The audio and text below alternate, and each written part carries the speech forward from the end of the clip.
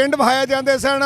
वो बंदा जिहड़ा खेतां 'च काम करदा ते ओहदी बीवी जिहड़ी है बेगम जिहड़ी है वो भांडे सिर ते पत्ता लैके उहनूं पत्ता आंदे सन, सिर दे उत्ते चाटी रखनी ते हत्थ दे विच रोटी फड़नी ते वो रोटी लैके आउणी। वो पंजाबी कल्चर असल वसेब सी।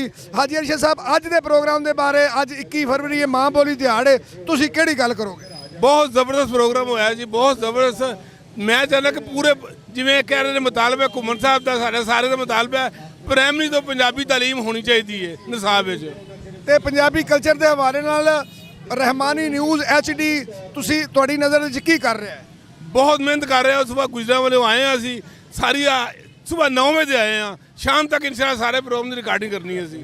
हाँ जी बिल्कुल बिल्कुल। नाज़रीन वेखो अज का यह शानदार प्रोग्राम जिथे साड़ियाँ मावां भैणां धीआं बेटियां छोटे छोटे बच्चे भी जिहड़े ने, ये गौरमेंट हुकूमत पंजाब के अगे इन्हां दा मुतालबा है कि पहली क्लास तो पंजाबी नूं पढ़ाना लाजमी करार दिता जाए।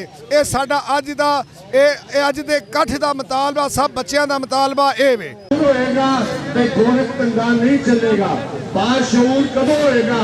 जदों ओदे बच्चे अपनी ज़बान पढ़नगे लिखणगे और अपनी पंजाबी धरती ते अपनी ज़बान ते फख्र करनगे।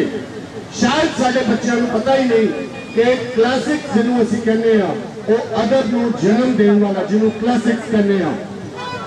दुनिया की सब तो वड्डी क्लासिक लैंग्वेज पंजाबी है, जिहदे विच दुनिया के सब तो ज्यादा क्लासिक्स ने।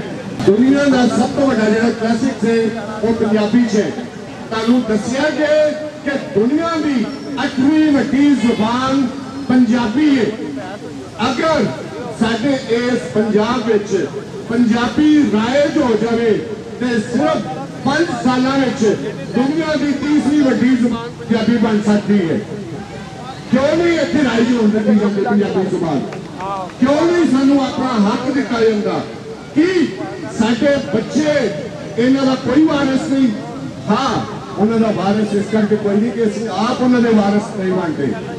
जदों घर दे विच असीं ओपन बोली बोलांगे कि बाहर आके सानू कोई हक नहीं है अपनी जुबान का हक मंगने का। अस तो घर में अपने बच्चों को अपनी जुबान का हक नहीं दवा सके अजे तक। सब तो पहले कोई भी तबलीग शुरू होंगी अपनी जात तो। असी अपने आप को सेल्फ जिहड़ा अकाउंटेबिलिटी होंगी है, जिन्ना चिर असीं अपना एहतसाब नहीं कर सकते, किसी का एहतसाब करने का सानू कोई हक नहीं। जिन्ना चिर असीं अपने घर दे विच अपनी जुबान राइज नहीं करते, उन्ना चिर असीं सिर्फ इत्थे आके भंगड़े ते नचदे रहांगे। सानू पता ही नहीं होना कि अज असीं नचना नहीं, अज रोना है, अज चीकां मारदियां ने, अज असीं अपना हक मंगना है, अज नचन नहीं आए, अज कोई सैलीब्रेशन नहीं है। असीं कहती आ, साडी जुबान कहती है। असीं इस धरती में जिहड़ा साडा पैदाइशी आके असीं वो नहीं अजे तक लै सके, बाकी उनको कितों लैणे ने? साडे बच्चों को साडे स्कूलों के विच पता नहीं बुल्ले शाह कौन है, बाबा फरीद कौन है, शाह हुसैन कौन है, मियां मोहम्मद बख्श कौन है, बाबा नानक कौन है। सानू मीर तकी मीर का तो पता है, सानू गानव का तो पता है। जिहड़ा अंग्रेज का पिट्ठू सी, जिहड़ा अंग्रेज का वजीफा खान सी, जिन्हें मलका विक्टोरिया ने मरण पे गया सी, शायद तुहानू पता नहीं है कि जदों उन्हें लोहा उन्हें क्या अज करबला तो भी वड्डा देना कि मलका विक्टोरिया मर गई है। मिर्जा गालिब ये दरबारी शायर ने, साडा पंजाबी कोई भी शायर दरबारी नहीं। किसी शायर ने किसी शाह की मदद नहीं की, उन्हें आवाम की गल की है, लुकाई की गल की है और अपने खून की गल की है। यही गल सी कि अंग्रेज आने जिहड़ा पहला सर्कुलर जारी किया सी, उहदे विच बंदूक या कोई असला वापस करो ते 2 आने पंजाबी कैदा वापस करोगे ते 6 आने।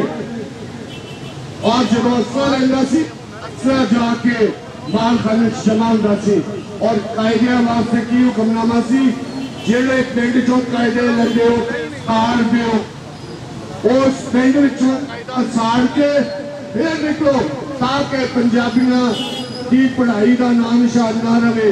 हाँ, जो अंग्रेज आया ते उन्हें यूके चो ਲੈਕਚਰ ਨੂੰ ਬੁਲਾਇਆ ਤਾਲੀਮ ਦੇ ਮਾਹਿਰ ਨੂੰ ਔਰ ਉਹਨੇ ਕਿਹਾ ਕਿ ਪੰਜਾਬ ਨੂੰ ਅਸੀਂ ਅਨਪੜ੍ਹ ਕਰਨਾ ਚਾਹੁੰਦੇ ਹਾਂ ਤੇ ਲੈਕਚਰ ਨੇ ਕਿਹਾ ਸੀ ਕਿ ਪੰਜਾਬ ਨੂੰ ਅਨਪੜ੍ਹ ਕਰਨ ਵਾਸਤੇ ਕਮ ਸੇ ਕਮ 50 ਸਾਲ ਚਾਹੀਦੇ ਨੇ ਕਿਉਂਕਿ ਬਨੇ ਸਗੀਰ ਸਭ ਤੋਂ ਜ਼ਿਆਦਾ ਲਿਟਰੇਸੀ ਰੇਟ ਪੰਜਾਬ ਦਾ ਸੀ ਐਵੇਂ ਹੀ ਨਹੀਂ ਪੂਰੇ ਬਨੇ ਸਗੀਰ ਚ ਸਭ ਤੋਂ ਅਖੀਰ ਵਿੱਚ ਪੰਜਾਬ ਤੇ ਕਬਜ਼ਾ ਹੋਇਆ ਐਵੇਂ ਹੀ ਨਹੀਂ ਕਿ 100 ਸਾਲ ਵੀ ਪੰਜਾਬ ਵਿੱਚ ਅੰਗਰੇਜ਼ ਨਹੀਂ ਟਿਕ ਸਕਿਆ ਔਰ ਉਹਨੂੰ ਇੱਥੋਂ ਦੱਸਣਾ ਪਿਆ ਸਾਡੇ ਕੋਲ ਮੁਕਰਰੀਨ ਦੀ ਕਾਫੀ ਲੰਮੀ ਲਿਸਟ ਹੈ